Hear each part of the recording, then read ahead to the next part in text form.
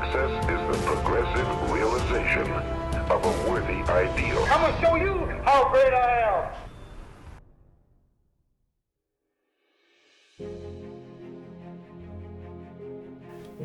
Hey guys, we're going to talk about the service element of leadership.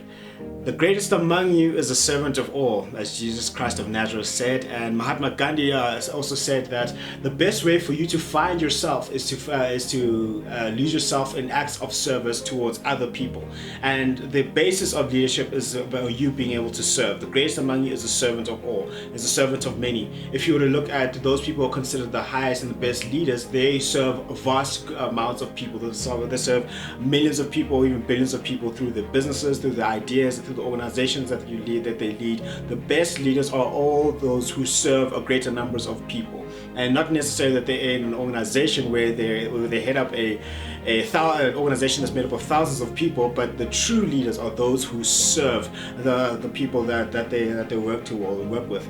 And one of the first things to understand about service is that it's not about you. Ultimately, it's not about you. It is about you, but ultimately, it's not about you. So you should be able to get out of your own way.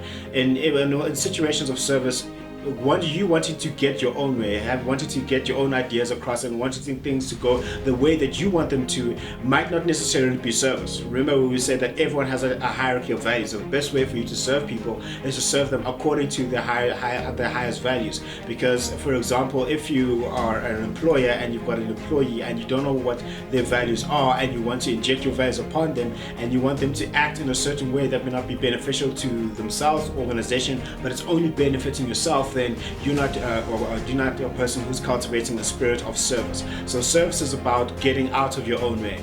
Another way that you can serve the best is to make things right. More often than not, you find things that are going wrong wherever it is that you are. You can see that people not being treated the right way, people not being compensated the right way, or there's a certain injustice that's going on, and you have the power and the ability to make it right. And if you can actually do something to make the situation fair and make the situation right, then the people who are the most servant-minded, they are the people who aim to make things right. Also, look to serve the greater needs of the people. John F. Kennedy, back in the 1960s, in his speech, he said, "Ask not what the country can do for you, but ask what you can do for your country." And similarly, don't ask what the organization can do for you, or what other people can do for you, or society can do for you.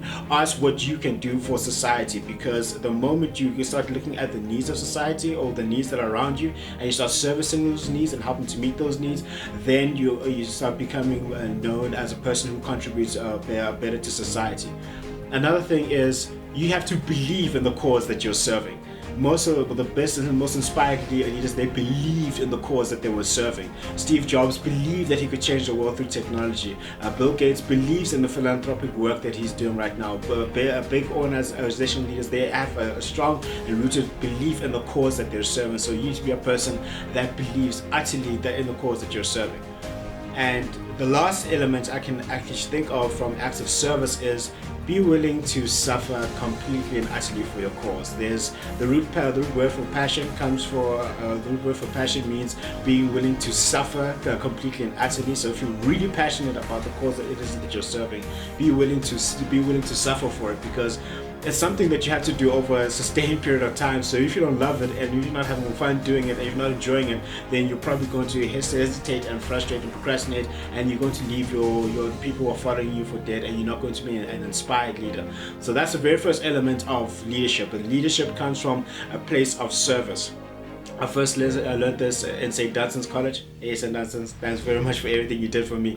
And the motto for St. Dunstan's is called "I Serve." And I was privileged enough to work in terms of leadership at that school, and to learn a lot from them. But this is the biggest element that I've ever learned from St. Dunstan's College in Benoni. Don't judge us. Great things come from Benoni, whether you want to admit it or not. I serve is the motto that St. Dunstan's taught. and they say and they pray and a church and the church environment there, they would pray that we would go cultivate spirits of service, irregardless of what our belief system is. The moment you start serving, don't say I want to be a leader. Say that I want to be a servant, and your life will change. And that is something that my life changed when I heard that from Saint Dunstan. So that's the very first element of leadership. Be willing. First and foremost, you need to be a servant, and then you'll be on your way to success. And remember, success is a progressive realization of a worthy ideal. It can be the day that turns your life around. All you need is a reason to turn you on. Today, my life changes. Now, who can do that? Anybody. When can you do it? Whatever day you pick.